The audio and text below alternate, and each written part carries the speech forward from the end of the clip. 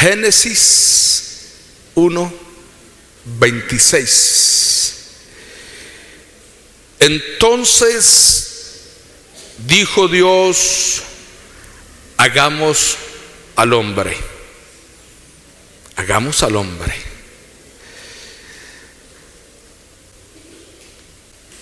Hay, para los lectores, no sé si usted las veces que ha leído las escrituras se encuentra con una serie de textos que, más que detenerse a buscarle la interpretación, algunos pasan derecho y pasan rapidito. Dicen: para no complicarme, para no complicarme. Pero hay cosas que están en las escrituras, las cuales sirven para nuestra edificación, para nuestra formación cristiana, doctrinal, teológica. La teología es el estudio de Dios, es el estudio de Dios. Entonces, hay algunos textos en las escrituras que se han utilizado durante muchos años por algunos para darles un significado, no como dice la escritura, sino que le han dado un significado distinto, acomodando los textos o el texto a lo que ellos creen. ¿Sí? Por eso entonces tenemos el texto de Génesis 1:26. Entonces dijo Dios: oiga, hagamos al hombre a nuestra imagen, conforme a nuestra semejanza. Tengamos en cuenta este punto de partida en esta mañana. Aquí encontramos en este pasaje que Dios está haciendo referencia a la creación del hombre. Ya Él había creado, y por eso leímos al inicio de la escuela dominical, leímos todo casi el capítulo 1 del libro de los orígenes o del Génesis, y quedamos en el 26. Y hace referencia ya en el 26, hace referencia explícitamente a la creación del hombre. Por eso es que el texto dice: y dijo Dios: hagamos al hombre a nuestra imagen y conforme a nuestra semejanza. Este texto ha sido debatido durante prácticamente toda la historia, por así decirlo, de la iglesia. Y yo estuve hablando hace 8 días, aclarando un poco lo que había dicho hace 15 días con respecto a la historia y origen de la más que doctrina, del dogma de la Trinidad. Lo expliqué, hice 2 dominicales aclarando esto. Y prácticamente en esos concilios que estamos hablando, del concilio de Nicea, año 325 de nuestra era, y en el concilio de Constantinopla, año 381, eso lo dije hace 8 días, de cómo en los concilios se trató de acomodar los textos o las creencias que tenían muchas personas. Y con respecto entonces a Génesis 1:26, también ha sido debatido entre muchos teólogos, muchos religiosos. Unos le dan un significado, otros le dan otro significado. Entonces vamos a mirar en esta mañana entonces qué es lo que unos creen y qué es lo que podemos sustentar en esta mañana a través de las escrituras para que entendamos cuál es la verdad, ¿correcto? Esa es la idea, esa es la idea. Entonces, algunos, voy a comenzar con esto, algunos han expresado que cuando Dios dice ahí en el verso 26,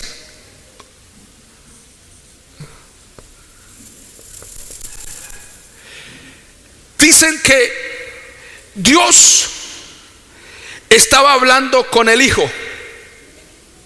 O sea, esas son unas conclusiones que muchos han llegado cuando leen el 26, que Dios estaba hablando con el Hijo. Otros, que Dios estaba hablando con los ángeles. No sé si ustedes han escuchado eso, pero si no, aquí se los. Otros, que Dios hablaba con la sabiduría. Otros, que Dios hablaba con la iglesia o con los ministros. Y otros, que Dios hablaba con el Hijo y con el Espíritu Santo. O sea que tenemos allí una cantidad de conceptos, y vamos en esta mañana, con la ayuda del Señor, mirar algunos de ellos, ¿correcto? Bueno, no voy a tomarlos todos, no, pero sí algunos dicen que el Señor hablaba con la iglesia o con los ministros, o con los ministros. Yo no desconozco que para Dios las cosas que no son como que si ya fuesen. O sea, miremos desde esa perspectiva, ¿correcto? Para usted y para mí no es así, pero para Dios sí, sí. Entonces, el Señor, en su conocimiento anticipado de las cosas, Él ya sabía qué iba a suceder desde el principio y qué va a pasar hasta el fin. Él ya sabe. Usted y yo no lo saben porque nosotros somos mortales, ¿sí? Pero Él ya sabía, ¿sí? Por eso cuando se habla acerca de Jesús como el Cordero de Dios, predestinado desde antes de la fundación del mundo, quiere decir que ya en la mente de Dios estaba que Él iba a venir en carne, iba a morir en la cruz para salvarnos a nosotros. Él ya estaba todo arreglado, ¿correcto? Pero para nosotros nos cuesta creer, sí, para Él. Pero aunque Él en su mente también ya estaba la iglesia, ya estaban aquellos a quienes el Señor iba a delegar para que administraran su grey. Sí, es cierto, sí. Somos miembros del cuerpo de Cristo y hemos sido llamados y escogidos por Dios como colaboradores y administradores de sus misterios. Pero todo esto prácticamente es con respecto a la promulgación del Evangelio. La promulgación del Evangelio. Nosotros no podemos hacer por nuestra propia cuenta que un pecador se arrepienta, ¿o sí? No podemos. El apóstol Pablo tiene que decir: yo sembré y Apolo regó, pero el crecimiento lo da Dios. O sea, nosotros no podemos añadirle a nuestra estatura un codo, ni un centímetro. No podemos. Es Dios. Es Dios. Por eso dice la Escritura: echa tu pan sobre las aguas. Y si bien es cierto, uno se preocupa cuando predica y predica y predica, nadie se arrepiente, nadie se bautiza, nadie se convierte. Sí, uno se preocupa, correcto. Pero cuando llegamos a la conclusión de que hacemos el trabajo, si lo hacemos, tenemos que esperar. Entonces, echa tu pan sobre las aguas, que después de muchos días lo hallarás, que el Señor hará el resto. Amén. Uno quisiera que cuando predicas, que cuando uno predicara se arrepintieran de una vez todos los que vienen al culto, los amigos, pero no es así. Bueno, entonces, aún el apóstol Pablo está diciendo en su primera carta a los Corintios, capítulo 6, que es lo que estaba diciendo ahora, capítulo 3, versos 6 y 7, dice: yo planté y Apolo regó, pero el crecimiento lo da Dios. Él es el que da el crecimiento. Y Pablo en su primera carta, en el capítulo 4 y el verso 7 dice: pero tenemos este tesoro en vasos de barro, para que la excelencia y el poder sea de Dios y no de nosotros. Entonces, cuando dicen que el Señor dijo que hagamos, y no olvide la primera expresión que yo manifesté al inicio, se está hablando de la creación del hombre, de la creación del hombre. ¿Que con quién está hablando? ¿Con la iglesia, los ministros? No, para mí no. Yo eso lo descarto. No estaba hablando, pero algunos sustentan eso, pero él no estaba hablando con la iglesia o con los ministros. Otros dicen que estaba hablando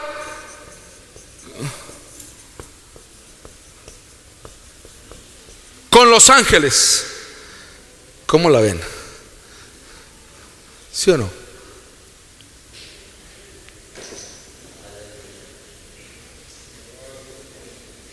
Hablando con los ángeles.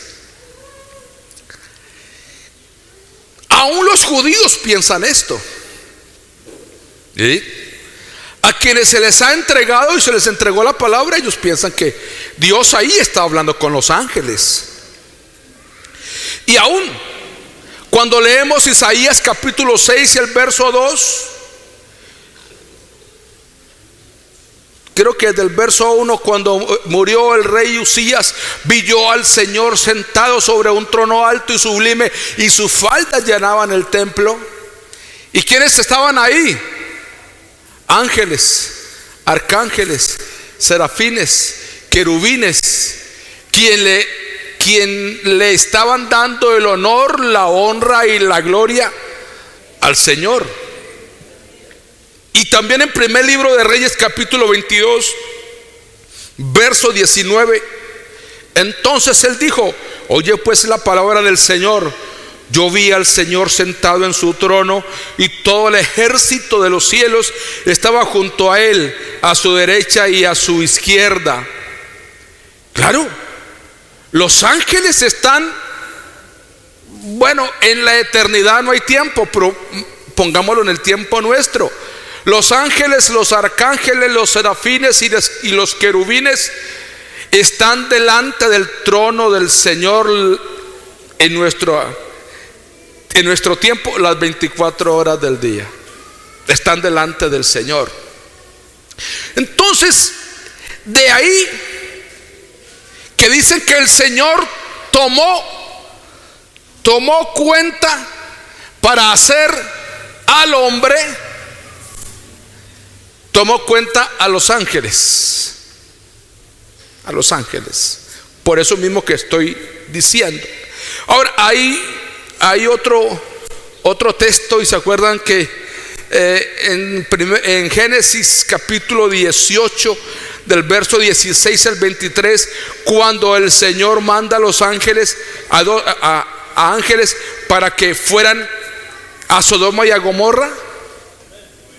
Cuando el Señor mandó a un ángel, porque la ciudad de Jerusalén estaba sitiada por el ejército del rey de Asiria, Sennacherib, y mandó a un ángel, y el ángel acabó con 180,000 asirios del rey Sennacherib. Entonces, los ángeles de una o de otra manera están para el servicio de Dios. Para el servicio de Dios están los ángeles, ¿sí?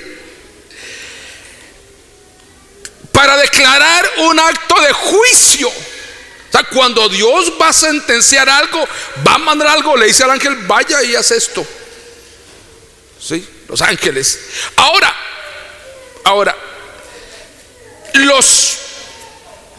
hay que entender aquí, si bien es cierto que Dios también ha mandado ángeles para dar anuncios, como a Miriam. Bueno, Miriam es María, pues, a María.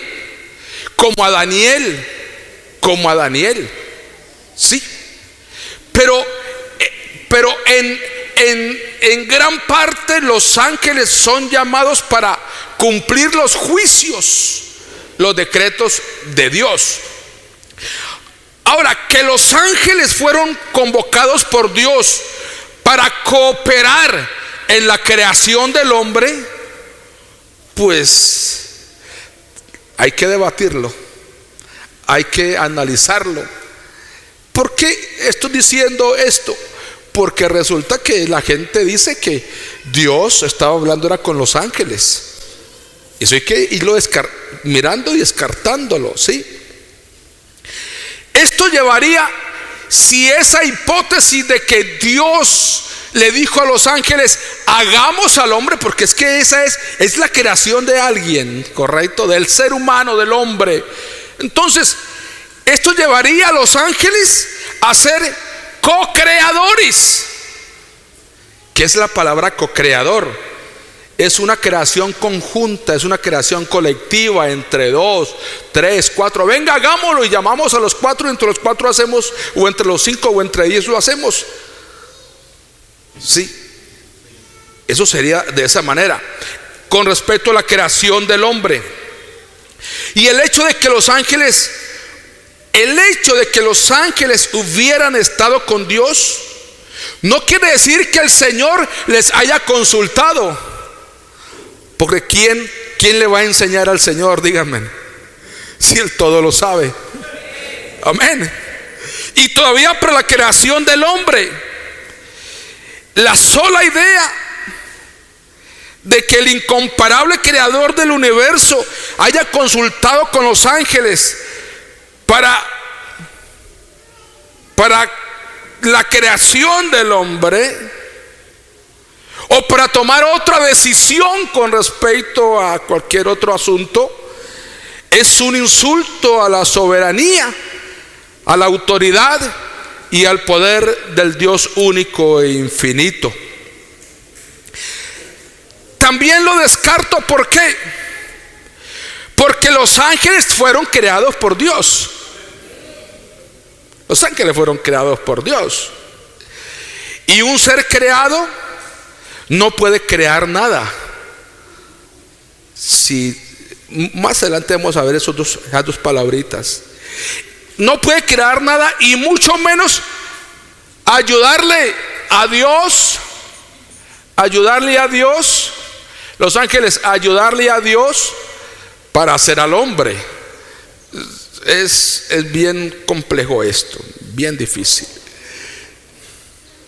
Entonces, totalmente descartado que el Señor habló con los ángeles para decirle hagamos. ¿Correcto? Vamos a ver ahora unos textos y reforzamos el punto número 2 y reforzamos el punto número 3 con los textos que vamos a decir ahora. Ahora,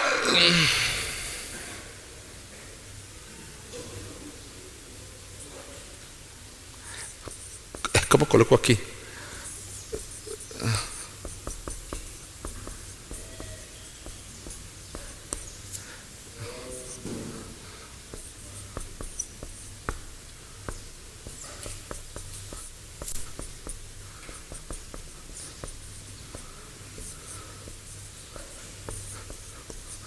Bueno,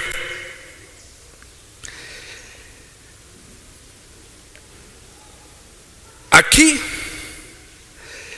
es donde vamos a detenernos un poquito. Resulta que hay una palabra en hebreo,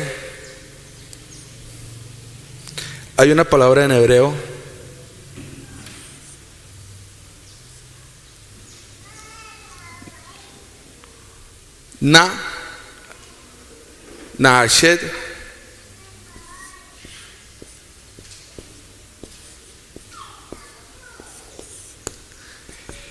¿qué significa?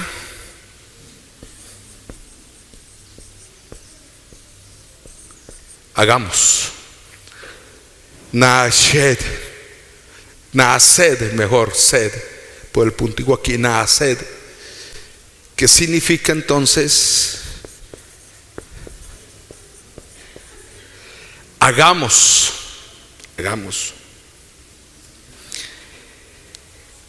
Cuando los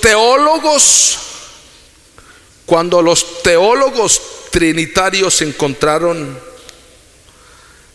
el Génesis 1:26, entonces dijeron: aquí podemos sustentar nuestra doctrina trinitaria.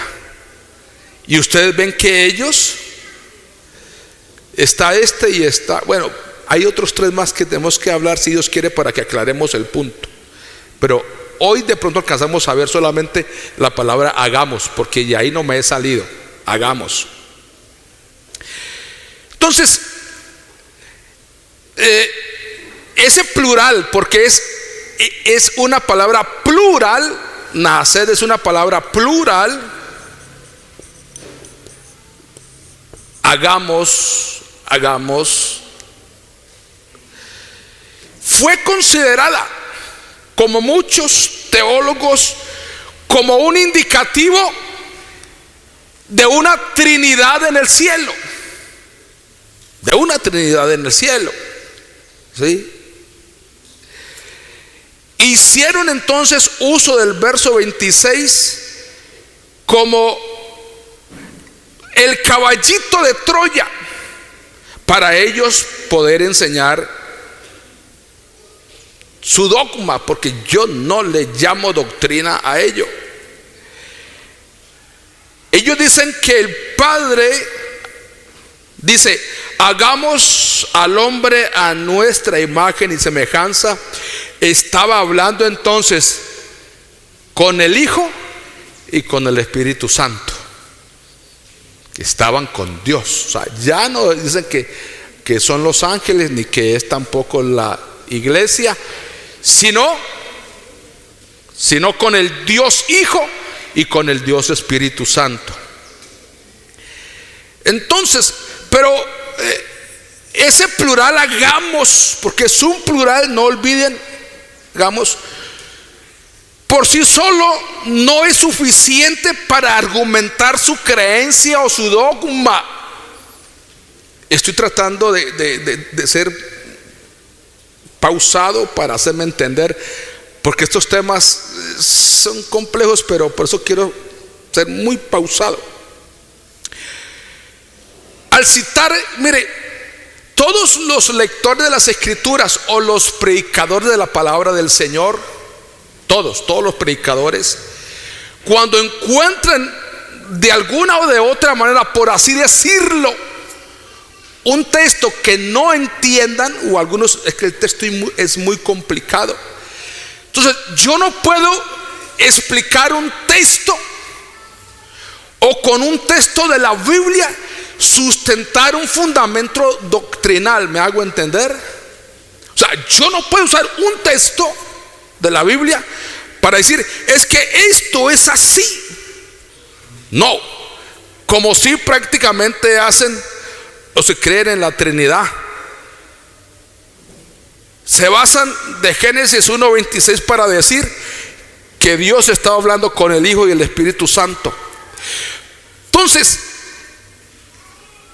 cuando uno usa como base un texto para hacer fundamento doctrinal o una enseñanza, ¿sabe cómo se le llama a eso? Un texto sin un contexto. ¿Cuál es el contexto? El contexto es: yo leo otra porción de la Biblia que me dé prácticamente una ayuda para el texto madre, por así decirlo. Tiene que darme una ayuda.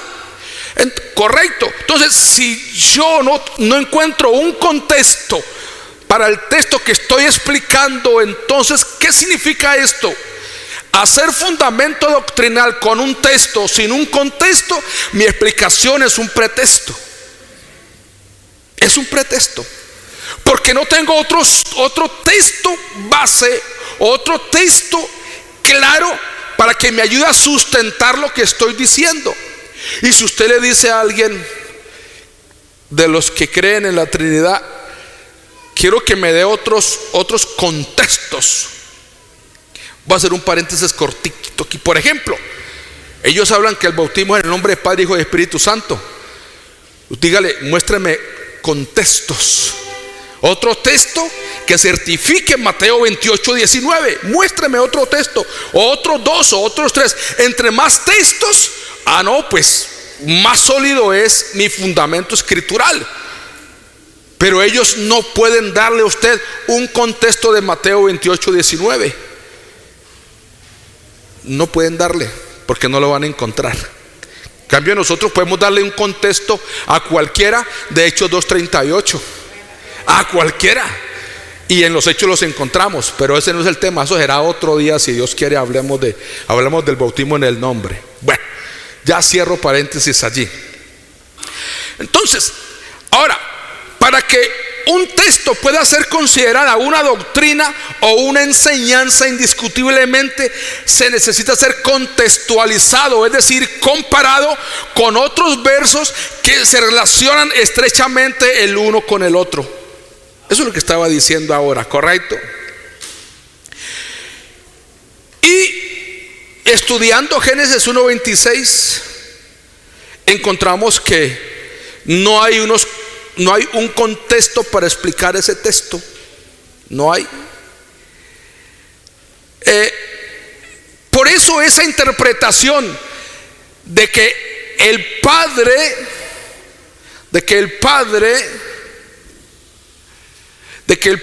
estaba hablando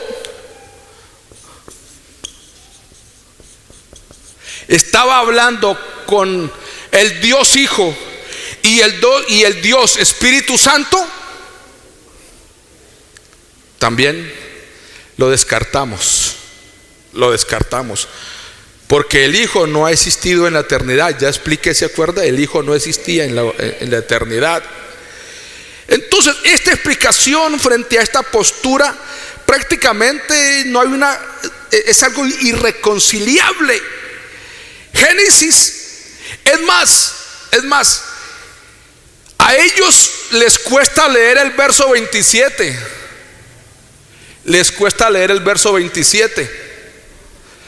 Porque el texto 27, ahí sí viene un singular. El plural, no olvide, para aquellos que de pronto nos cuesta un poquito, el plural es cuando hablamos de varios, y el singular es cuando hablamos de una sola persona, ¿sí? Entonces, a ellos les cuesta entonces cuando se van al verso 27. Y creó singular, ¿sí? Y creó Dios. ¿A quién? Al hombre, a imagen y semejanza de él lo creó. Es decir, hay un plural ahí que dice hagamos en el 26, pero ya en el 27, o sea, mira el contexto del 26, ¿sí ve? Entonces allí no hay nada. En Génesis 2:7, ¿qué es lo que le iba a decir con respecto a este y a estas dos partes, los textos? Y Génesis 2:7 dice: entonces el Señor Dios formó. Allí no dice que estaban los ángeles, que estaba el Dios Hijo, que estaba el Dios Espíritu Santo. No. Dice, entonces el 2:7, entonces el Señor Dios formó al hombre del polvo de la tierra. No dice, es que los ángeles me ayudaron, es que el Dios Hijo me ayudó y el Dios Espíritu me ayudó. No. Ahí es claro. El Señor formó al hombre del polvo de la tierra y sopló en su nariz aliento de vida, y fue el hombre un ser viviente.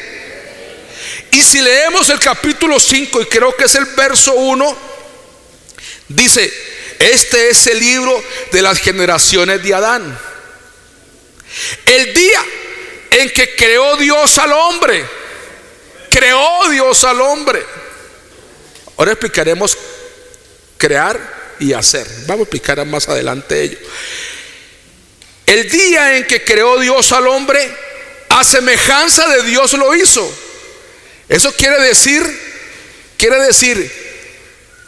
que prácticamente descartamos acá y descartamos aquí. ¿Correcto? Totalmente descartado. Se me olvidaba Isaías 42, 44, 24. Así dice el Señor tu Redentor, el que te formó desde el vientre. Oiga, el que te formó desde el vientre. Yo, el Señor, que lo hago todo. Es que extiendo solo los cielos, que extiendo la tierra por mí mismo. Podríamos hacernos algunas preguntas con respecto al texto de Génesis 1:26. ¿Con quién hablaba Dios? ¿Con quién hablaba Dios? Ya dijimos que sí. Otra pregunta podríamos hacer: ¿será que habían más dioses con él? ¿Qué dicen ustedes? No. Otra pregunta sería: ¿cuántos hicieron entonces al hombre? Porque si dice hagamos, pueden ser 2, pueden ser 5, pueden ser 10, pueden ser 20. No solamente tiene que ser 3, pueden ser 4, 5, 10, 20. ¿Sí? Y si hubo alguien que le colaboró a Dios haciendo al hombre, entonces él dice, entonces diríamos: ¿a qué imagen fue hecho? Si a la imagen del Padre, como ellos lo dividen, o a la imagen del Hijo, o a la imagen del Espíritu Santo. ¿Sí ve? El único que tiene potestad de crear es Dios. Amén. Él es el único que tiene potestad de crear. Es exclusividad de Él. Por eso hay dos cosas que no debemos olvidar al interpretar casi que Génesis 1 y Génesis 2. No podemos. No. Porque allí hay algo que allí hay como un dilema, y es que tenemos que hacer una diferencia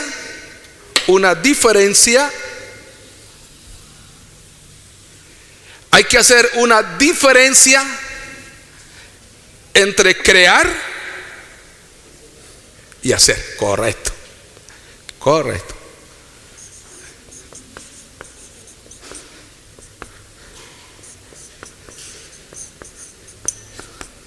A esto me refería yo. Crear y hacer. El verbo bara, que significa crear. Bara. Crear, cuando yo digo crear, es que estoy haciendo algo a partir de la nada. De la nada. ¿Sí? Yo hago algo a partir de la nada. Por eso es que dice Génesis 1:1 que en el principio creó Dios.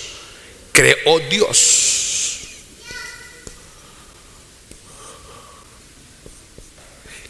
Dios. Bara. Creó. En el principio creó Dios. ¿De dónde lo creó? De la nada. ¿Sí? a partir de la nada. Es traer a la existencia lo que no existía, lo que no existe. Pero Asaf, que es el que estamos mirando ahora, por eso quería más bien primero hablar de crear. Por eso Asaf significa entonces hacer. ¿Y qué es la palabra, el verbo hacer?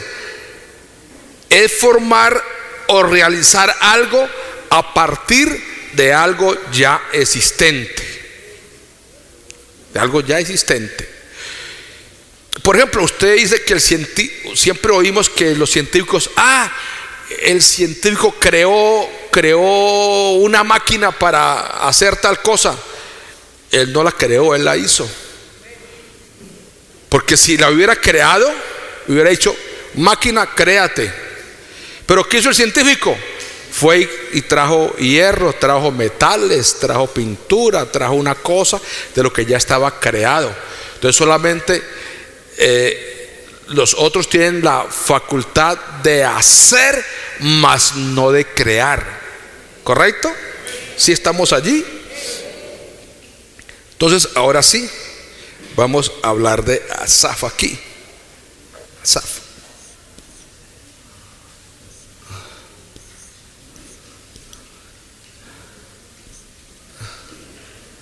Asaf. Asaf. Asaf.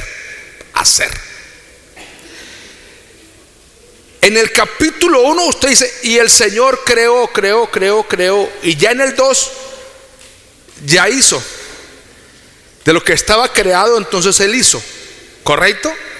¿Estamos ahí? ¿Seguro que sí? Bueno. En ambos casos, el relato de la creación, ambos son acciones verbales que tienen como sujeto a Dios. En ambos casos, Él crea y Él hace. Entonces, cuando hablamos de Génesis verso 26, nunca hace referencia a un número exacto de los que intervienen en la conversación de hagamos. No me salió de ahí. No, Señor. Pueden ser 2, pueden ser 3, pueden ser 5. Y por eso Moisés, escribiendo ahí en Deuteronomio capítulo 32 y el verso 39, dice: ved ahora que yo soy, aclarando, yo diría muchas cosas para los que creen que con Dios estaba el Dios Hijo y el Dios Espíritu Santo, ¿sí? Entonces Moisés escribe en Deuteronomio y dice lo que el Señor le dice que escriba: ved ahora que yo soy y no hay dioses conmigo. Entonces refutamos entonces la teoría de que Dios estaba creando al hombre con el Dios Hijo y Dios Espíritu Santo. ¿Vamos bien ahí? ¿Sí? Bueno. Ahora sí vamos a ver algunos textos para aclarar esto. Ya leímos el verso 27. Y creó Dios al hombre a su imagen. A su imagen. A imagen de Dios lo creó, varón y hembra lo creó. Otro contexto nos dice que solo el Señor creó al hombre. Génesis 2:7. Entonces el Señor formó al hombre del polvo de la tierra y sopló en su nariz aliento de vida, y fue el hombre un ser viviente. Salmos 95:6. Venid, adoremos y postrémonos, arrodillémonos delante del Señor, nuestro Hacedor. Nuestro Hacedor. El Salmo 139. Porque tú formaste mis entrañas, tú me hiciste en el vientre de mi madre. Salmo 139, 13. Isaías capítulo 17 y el verso 7. Oiga esto tan interesante, hablando acerca de la manifestación de Dios en carne. En aquel día mirará el hombre a su hacedor, y sus ojos contemplarán al Santo de Israel. ¿Por qué he leído los textos? Para que desvirtuemos los 3 puntos que estaban acá. Correcto, los desvirtuamos totalmente. Alguien se preguntará entonces, ese hagamos, ¿qué pasó con ese hagamos? ¿Cierto? ¿Sí o no? ¿Sí o no? Entonces, ¿cómo así que hagamos y ya descartamos con la iglesia, descartamos con los ministros, descartamos, bueno, no hablé de la sabiduría, descartamos con los ángeles, descartamos con el Dios Hijo, con el Dios Espíritu Santo? Entonces, ¿y ese hagamos? ¿Cómo es entonces? Ahora, antes que lleguemos allá, voy a explicar esto. Hay 2 palabritas allí en el mismo texto, hagamos, allí en el mismo 26, y es nuestra imagen y nuestra semejanza. Nuestra imagen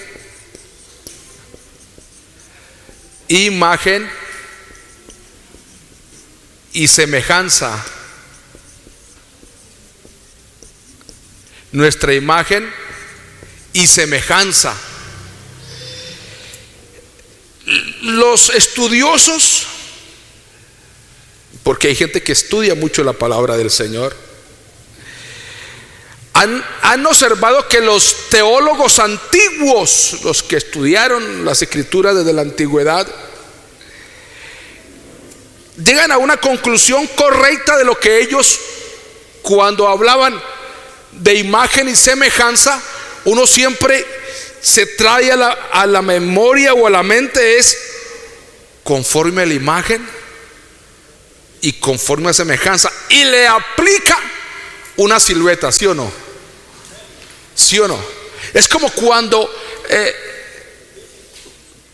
correcto al físico, como cuando aquí te presento a mi hijo, pero ese hijo es el mismo retrato tuyo, conforme a tu misma imagen. Hasta los ademanes y hasta el hablado y hasta el caminar. No, pero ese muchacho o esa muchacha es igualitica a la mamá. Entonces, cuando uno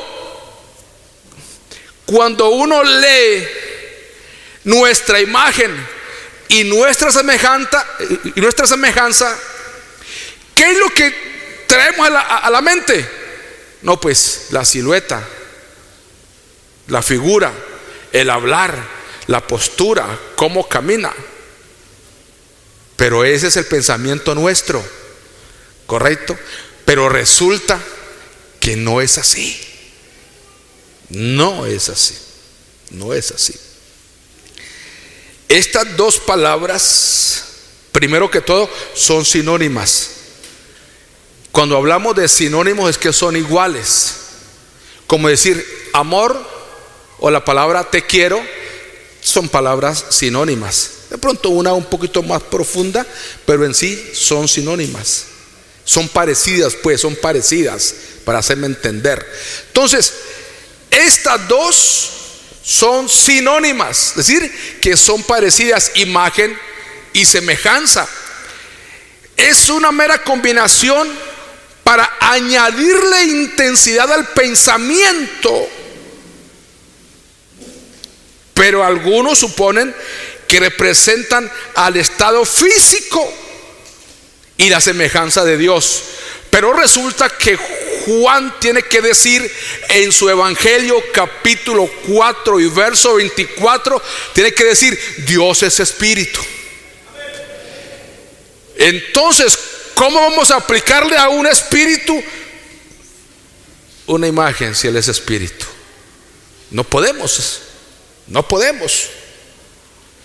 Entonces, estas palabras igualmente,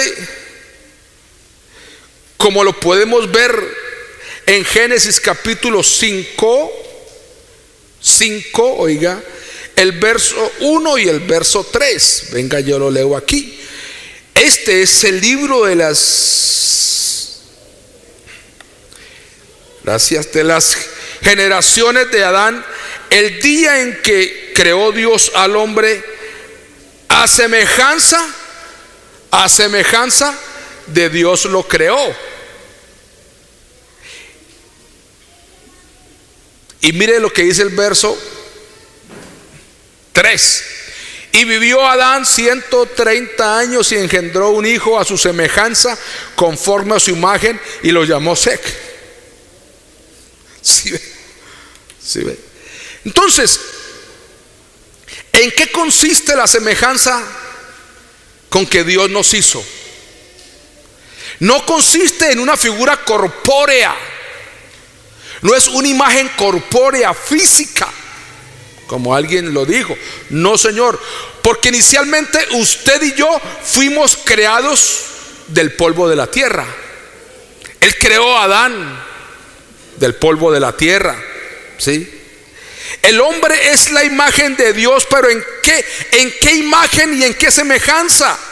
En virtud de su naturaleza espiritual. Aló. Por el aliento que Dios le dio, a través del cual el ser vino a ser un alma viviente, un ser viviente. Génesis 2:7.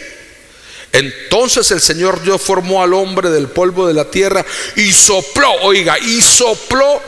en su nariz aliento de vida, y fue el hombre un alma viviente. Por lo tanto, la imagen y semejanza de Dios consiste ¿en qué? En la espiritualidad del ser, en la espiritualidad del hombre, que ha sido dotado con libertad de conciencia y posee una naturaleza espiritual y santidad de parte de Dios cuando fue creado. Esa es la imagen y esa es la semejanza con la cual nosotros fuimos creados. No una imagen física, no una semejanza física, que son sinónimos, pero no. Fue a partir del soplo, lo que Él inyectó en Adán y que tenemos también nosotros. Tenemos espiritualidad porque el ser humano es un ser espiritual, sino que se han desviado de esa espiritualidad para adorar hasta los demonios e imágenes, idolatría. Pero el ser por naturaleza es un ser espiritual. Entonces, es lo que Dios ha colocado en nosotros. Dios ha colocado en nosotros. Ahora, vamos entonces a la otra explicación. Si no fue con la iglesia, si no fue con los pastores, si no fue con los ángeles, si descartamos la hipótesis del Dios Hijo y del Dios Espíritu Santo, ¿con quién hablaba Dios entonces? Plural majestático. ¿Y eso qué es? ¿Qué es? El plural majestático es el pronombre personal de la primera persona. ¿Y cuál es la primera persona? Yo.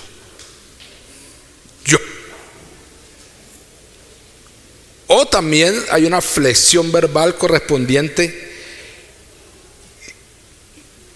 empleado en vez del singular para expresar autoridad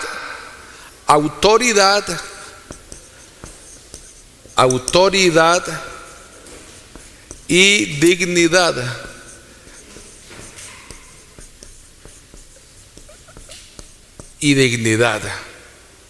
dignidad. Entonces, el plural majestático No voy a tratar bueno, hablarles tanto de los plurales, porque entonces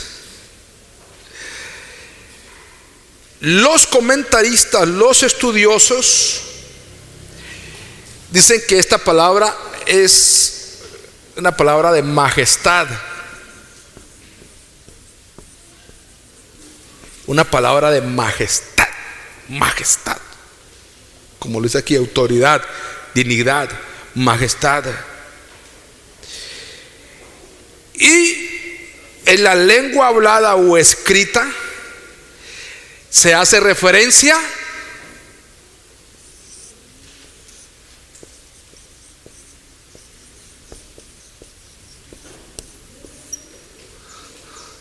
¿sí o no? ¿Están leyendo? Hace referencia a uno mismo. A uno mismo. Decir que el escritor, usando la fórmula de la primera persona del plural, nosotros, en español es nosotros. ¿Cómo aclaramos esto? ¿Cómo aclaramos esto? Listo, vamos a mirar algo. Hasta nuestros días, pero desde la antigüedad, esa palabra la usaban y la usan los reyes. Por ejemplo, en la antigua Roma, los ingleses, las monarquías inglesas y otros más, porque era relativo a la majestad, a la autoridad, a la dignidad de alguien, Su uso más común fue dar a entender la calidad de persona con que estaba hablando. Vamos a ver un ejemplo para que hacerme entender. Hay una frase del plural como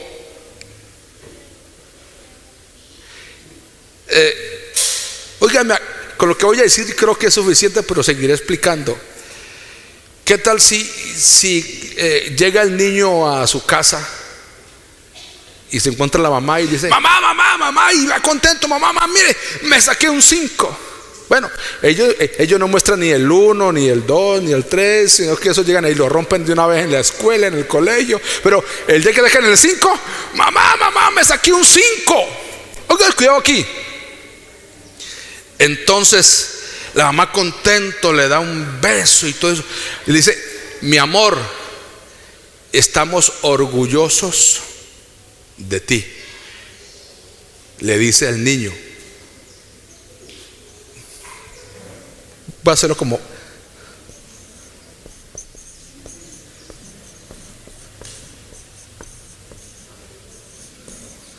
esa palabra está en singular o en plural.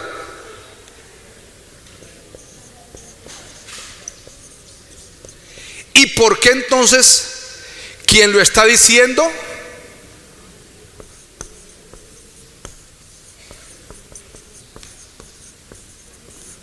es una persona? Vamos a ver si la cogen. ¿Ya la cogieron o no? ¿Quién no la ha cogido? Levanten la mano. No, porque me la van a coger si están lejos de acá. Oiga, la mamá lo abraza a la niña o al niño. Mi amor, estamos. Póngale cuidado. ¿Y eso qué?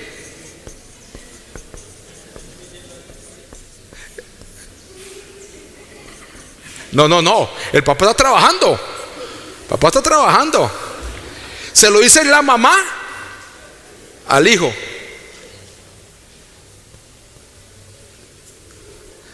¿Qué creen que hay allí? Un plural majestático. ¿En dónde está el plural majestático? Porque siendo una sola persona, siendo uno solo, está hablando en plural. ¿No lo han cogido todavía? ¿Sí o no? ¿Quién no? ¿Quién no? Levante la mano. Va a poner unos 20, 30, 40 ejemplos. Poquitos. Y nos vamos hasta las 3 de la tarde. Hermano, hay que explicar completo. ¿Cómo lo voy a dejar ahí? ¿Sí o no? ¿Cómo usted estando solo, usted pudiera decir: uy, mi amor, yo estoy orgulloso de ti? ¿Quién está hablando ahí? Y está hablando en singular, usted solito. Pero ¿cuántas veces? Y lo hacemos en su vida cotidiana. Usted lo hace, yo lo hago. Nosotros estamos acá. Pero ¿cómo? Si está solo. ¿Sí o no? ¿Cierto? Dicen: esa palabra que usted usa en plural, ¿sí? No habiendo más. Ahora, si en la casa está su esposo, o usted está con su mamá, con su papá, y está allá, y llega alguien con una noticia y dice: es que estamos acá, o preguntan, o le llaman: no, acá estamos. Claro, está mamá, está papá, está el hijo, está el esposo, está el abuelo, está la suegra, está todo ahí. Entonces allí no pasa nada. Pero ¿cómo es que yo, estando solo, diga: estamos orgullosos? Y usamos la palabra plural. Entonces, a esta palabra aquí, por estar él solo, pero al hablar en plural, se le llama plural majestático. ¿Sí? ¿Quién dice sí? Levanten la mano. Hoy. O sea, es decir, ¿quién entendió? Levanten la mano. ¿Quién no entendió? No levante la mano.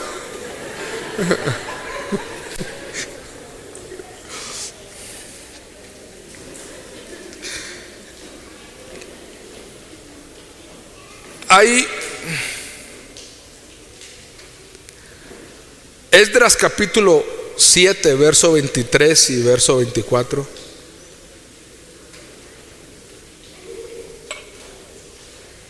Dice: todo lo que es mandado por el Dios del cielo sea hecho prontamente para la casa de Dios del cielo. Bueno, voy a contextualizarles para que ustedes me digan en dónde está aquí el plural majestático, ¿correcto? Listo. Es decir,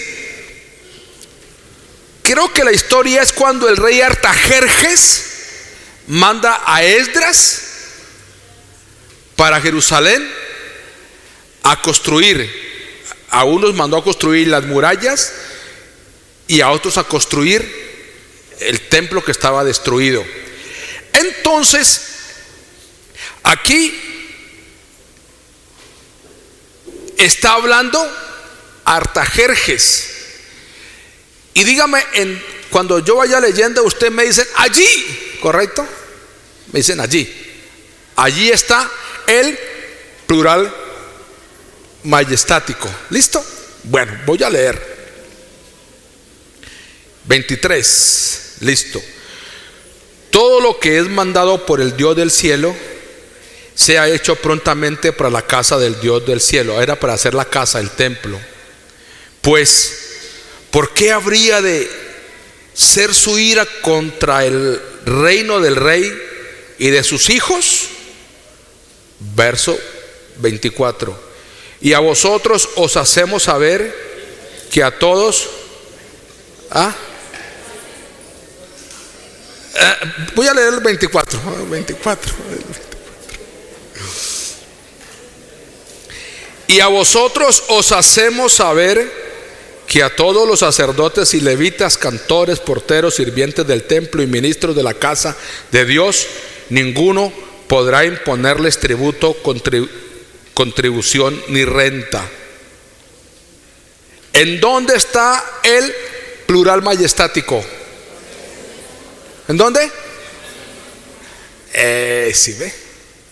¿Sí ve? Ahí encontramos el plural majestático.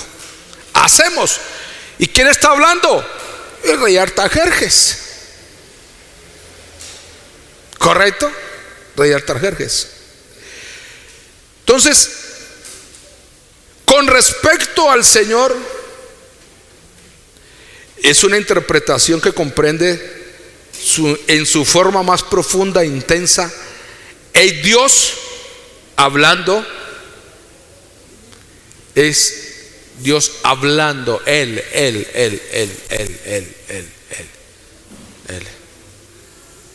De pronto, no sé si usted, las damas haciendo el oficio, el almuerzo, y dice,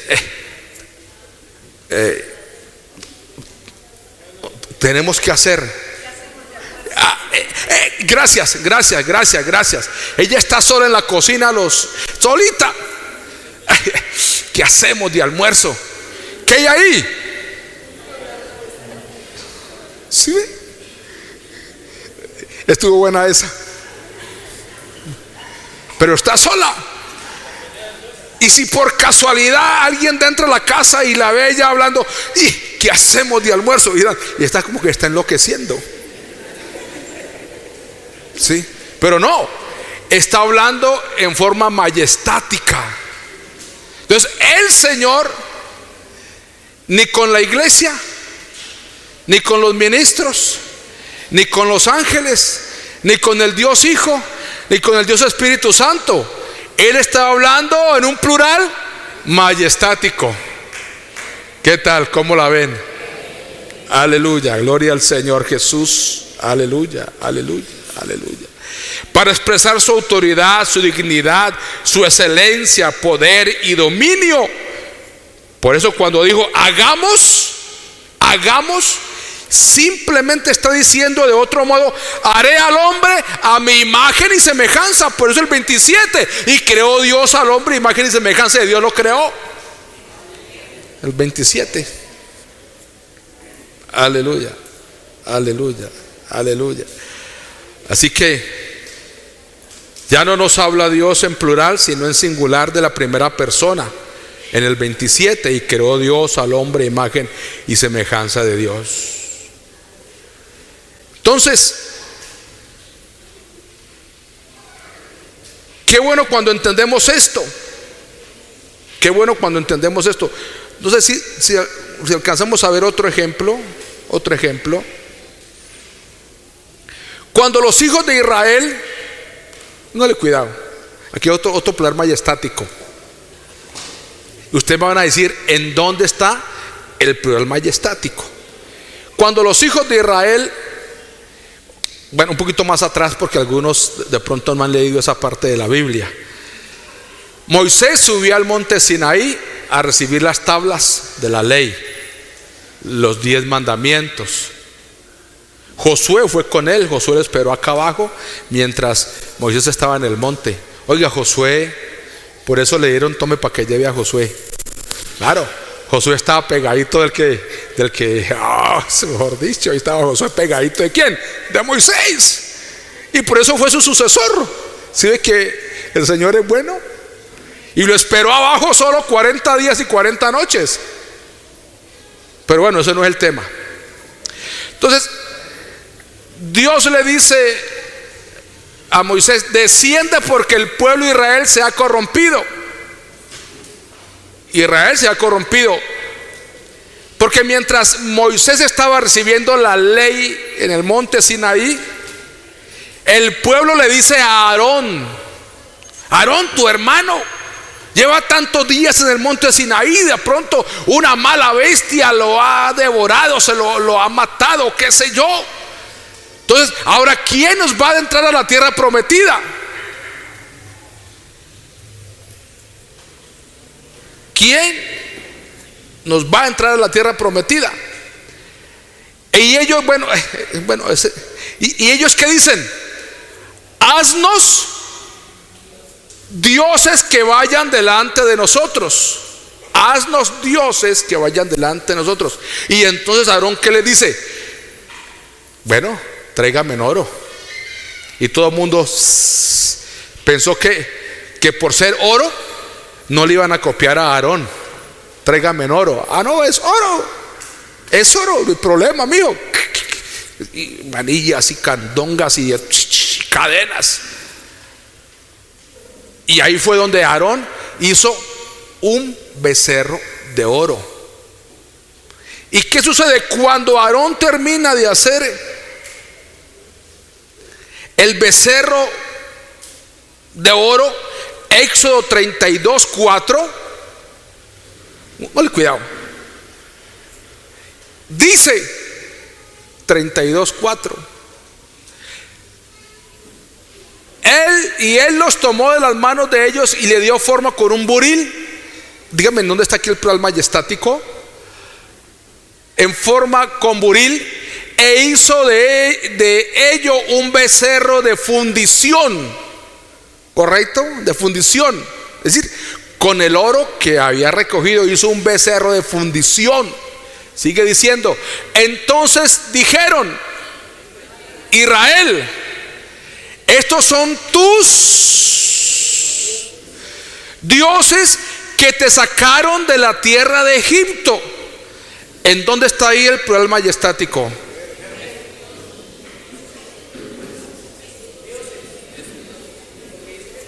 Dioses. Son tus dioses. Creo que hay un conjunto de palabras. Todos son tus dioses. Tus dioses. Y había hecho tus, plural, dioses, plural, que te sacaron de la tierra de Egipto. No eran varios becerros. Vemos ahí que le aplicaron un plural. No eran 2 o 3 o 4 becerros, era uno solo. En conclusión, cuando Dios expresa hagamos al hombre, estaba elevando esta expresión a un plural majestático. Aquí tengo la explicación desde el punto de vista lingüístico, pero no porque hay que escribir mucho en hebreo y explicar mucho, entonces no voy a hablarles de la explicación lingüística de la palabra. No, más bien lo dejo ahí. Entonces descartamos allí todo lo que los demás han dicho. Descartamos y entendemos que el Señor es el único que tiene el poder para crear. Usted no puede decir yo creé una casa. ¿Qué tal, hermano Germán? Yo creé una casa. Así empieza, yo hice una casa. La hizo. Porque ya están los materiales ahí. ¿Quién creó los materiales? Pues Dios. Solamente Él hizo la casa. Entonces una cosa es crear y otra cosa es hacer. ¿Correcto? Y el único que tiene la autoridad para crear es Dios. Amén. ¿Correcto? Entonces descartamos ahí todas las posibilidades y decimos que entonces que Él hablaba de forma majestática. ¿Correcto? Bueno, mis hermanos, estén en pie, tengan la bondad.